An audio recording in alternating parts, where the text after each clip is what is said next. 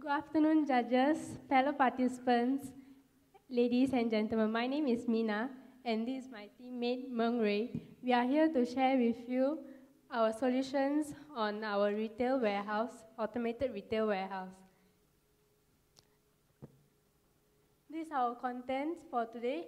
We would like to tell you our challenges, solutions, case study, and the opportunities, including our conclusion.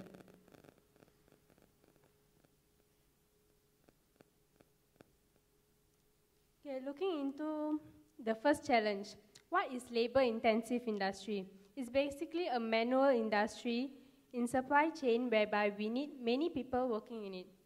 But what we have here is shortage of workers. Due to that, the cost of manpower cost increases. Humans naturally do make errors, which will lead to be costly and can be delayed because they have to implement them. Therefore, these errors will lead to risk of theft. The quality of product is not consistent to be produced and difficult to attract people to industry that may impact into business continuity.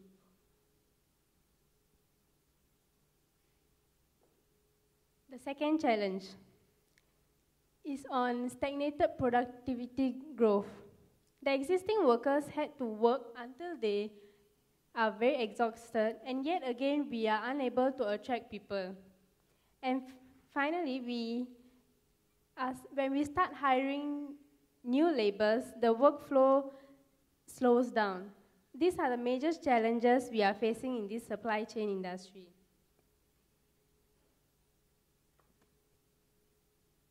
And here we come to the solutions.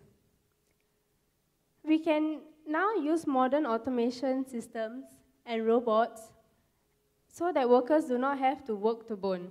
We can reduce the dependency on human for the same jobs and allow the machine to work together with humans to increase the productivity.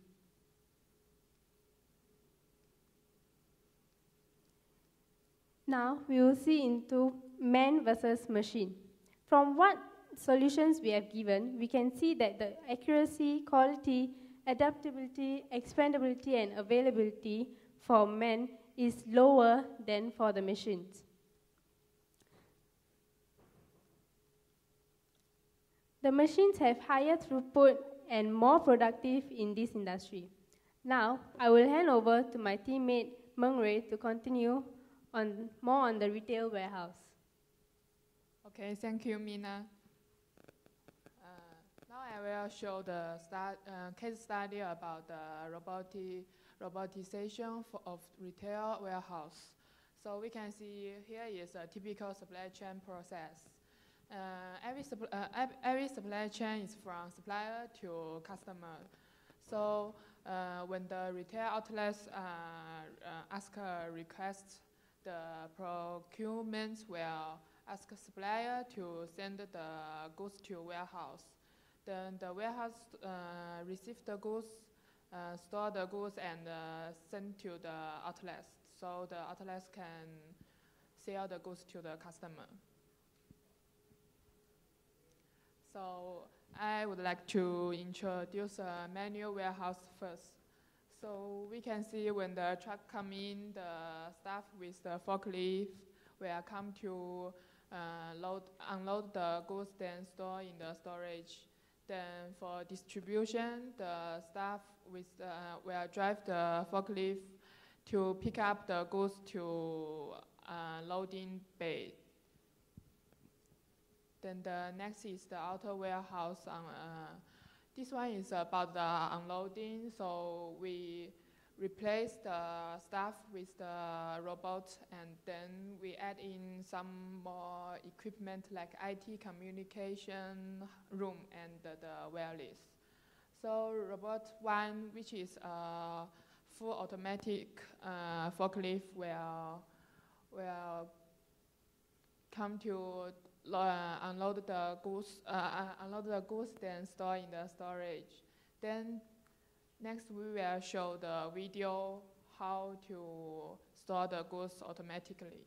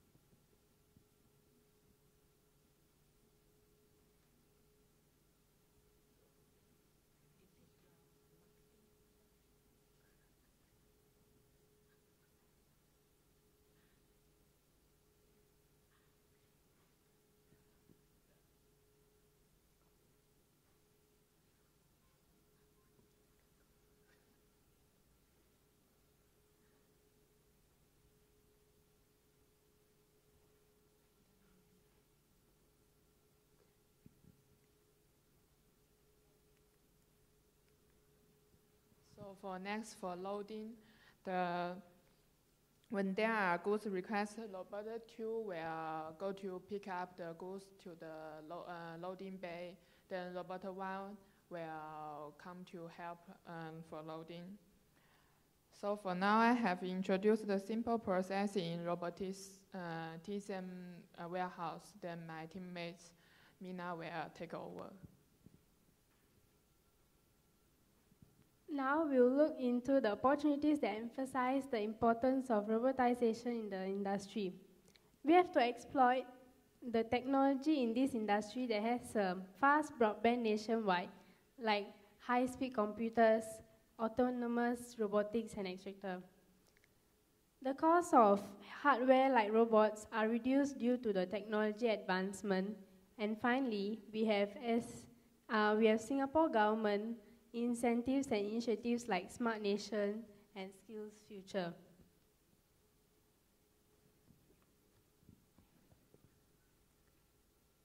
Smart Nation will create more infrastructure, more wireless broadband for this solution. And for Skills Future, when forklifts are automated, the workers can be retrained and upgrade them to maintain the equipment and maybe can increase the productivity of this industry. So in conclusion, we would like to say that with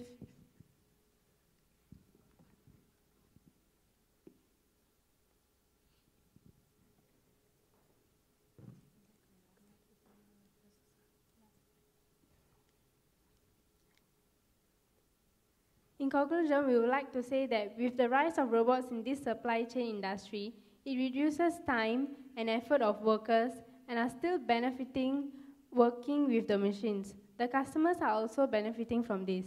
And we wouldn't have to hire more workers to the industry and workflow wouldn't be slowed down. Thank you. Thank you, Electrominds. Judges, your comments?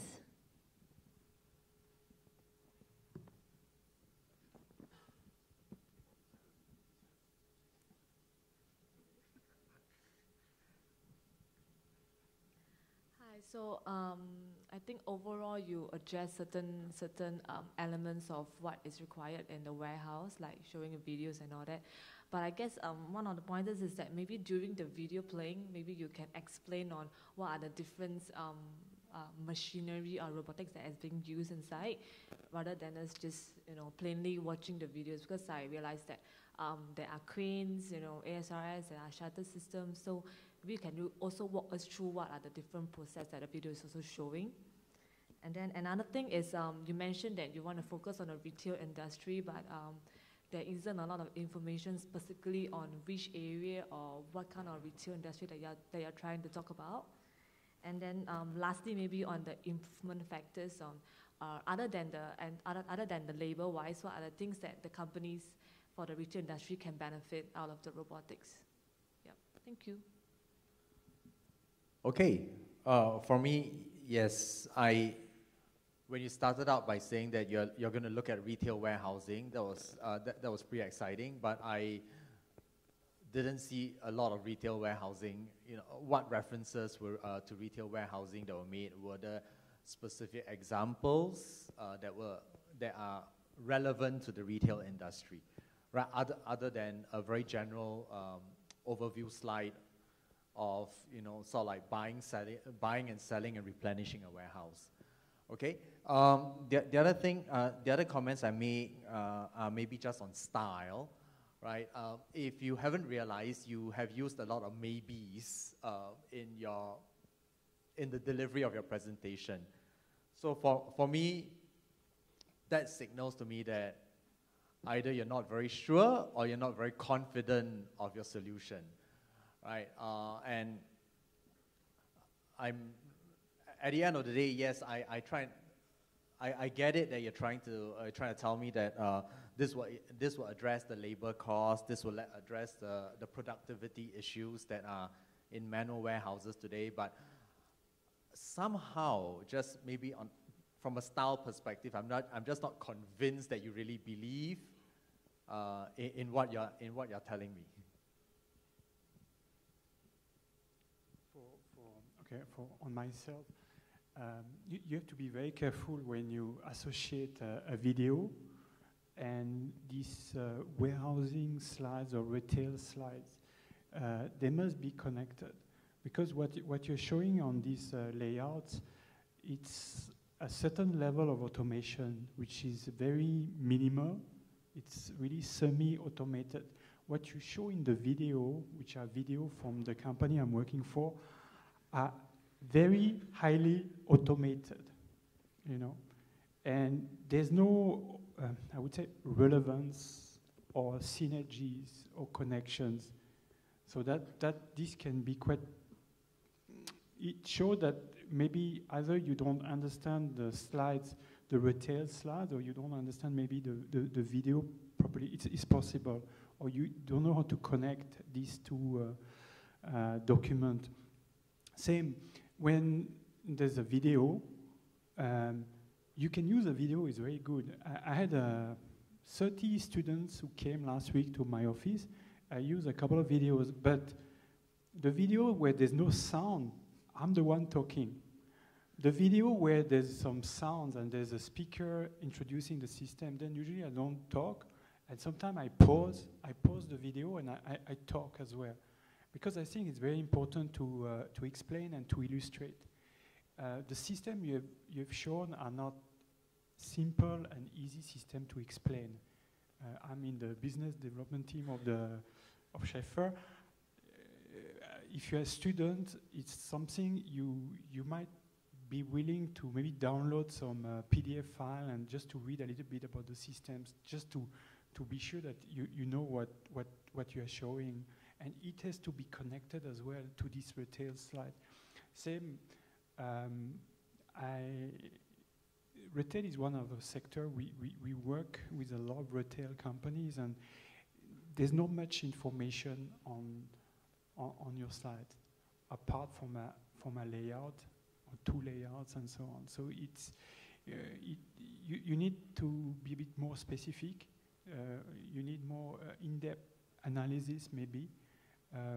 For this, you know, you can use Google, or you can go online, and there's a lot of topic about retail and a lot of topic about e-commerce and so on. So, and this will help you as well to understand what are the dynamics. I think the word dynamics is very important. It's opportunities, challenges, concerns, solutions, you know. So this is something you need to highlight. So I would advise you maybe not to use this kind of video and maybe not the layouts, but just to use a couple of slides, you know, where you just highlight with regard to the retail sector, what are the biggest challenges and problems, and then try to show some basic solutions, you know. Because a lot of people during these 2 days are talking about robotics and automation, and sometimes I'm not sure everybody understands behind what it means, and technical implications, and what we can really do with robotics and automation. Clarity is always key, so always remember at the beginning, be very clear. But you need some analysis, you need some content. I think here for this presentation, the content was a bit weak. For me, a bit weak. That's what I can say. Otherwise, the format, you need to be in control. So when you present, you must be firm. You must be sure. You cannot say maybe. Every 2 words you use maybe or possible, or you're not sure. Even if you're not sure, it doesn't matter. You must be strong and lead the presentation. You know, it's okay. You have to show that you are prepared, and that's what you need to rehearse. Rehearsal is very important. Even me, before I present, I prepare, I read. When I go to some events, I spend at least 30 minutes, 1 hour before to read, to check, to be sure that the flow is correct, that the slides, it makes sense, that the format is correct, you know. And I put this on a screen to be sure that everything is perfect, you know. So sure, when I'm on stage, I look very cool and it's very easy, no problem. But backstage, you have to do your homework. And I think even guys like Bill Gates, all the guys you can see when you watch TV or when you go to certain events, they are preparing. I can tell you, they look very cool wearing jeans and sneakers, but backstage, I can tell you, they are very tough and they are they do their homework and they are very hardworking. So that's all for me.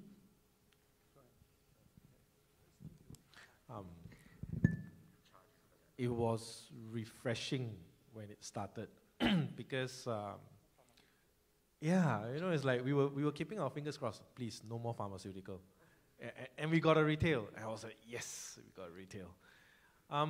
The slides were simple. Simplicity has its benefits, so I will give you a tick and a plus point for keeping it simple. But when you start off with a challenge, you got to conclude it. The conclusion was a little bit weak, and you had to speak yourself through rather than present it something on the slide, so that we can conclude what are your challenges, what has been accomplished in your presentation to address those challenges. I couldn't associate, you know, so I was listening to you and trying to recall the first two slides on challenge 1 and challenge 2 at the same time. Right in the middle, I think that the rest of the judges have shared with you their opinion on the slides and on the video. I don't want to emphasize too much on that anymore, but they are the experts. It came from his company. He is the one selling the product. He is the best person to tell you what should be done, you know. And I totally agree with all the sharing that was done here. You had a really exciting slide, at least to me. An exciting slide whereby I can see the unloading and loading process, but it does not give me enough visual impact of what it's trying to tell me. I was hoping something would move somewhere to tell me the total lead time taken for unloading and loading, and then going to an automation perspective, total lead time, and, you know, so what are the gap, you know, what are the productivity gains, and through this automation, I didn't get the number. So it's like, I've got a warehouse that is oblong in shape, and then I've got all the bins and locations there, but how much savings am I going to get from the automation? I know it's going to give me a lot. But again, as the panel of judges say, you got to zoom down. When you want to retail is a huge segment. You know, unlike pharmaceutical, you know, nobody wears a shirt and say, I'm going to my grave tomorrow. It won't happen. It's just that you probably can't fit in. Or in Cantonese, we say, like, looks like 鸡包盖, you know. But, you know, it's that kind of situation whereby you need to zoom in, because not every industry in the retail requires a high level of automation. I was looking at beautiful Schaefer slides, you know, I mean, video, wow, full pallet, standard pallets, you know, going through the narrow aisles. I can tell you that productivity is going to zoom. Taman will be very happy looking at the productivity numbers. But then the second thing is that if my product is only going to cost that amount, how am I going to put that and justify that? That's how you're going to, you need to present to me what is the impact in which segment of that retail. That is what I want. But if my pallet is wrong size, wrong shape, half pallet, quarter pallet, how am I going to work with it? You know. In fact, when we meet client, we know that this client is an e-commerce client, or is a fashion client, or it's a chemical or petroleum client. Then automatically, the kind of system we're going to show to the client are fit perfectly well their supply chain. So if you meet an e-commerce client, you cannot show them a highly sophisticated and automated systems, because they work on a very low operating margin, which means they don't have a lot of cash.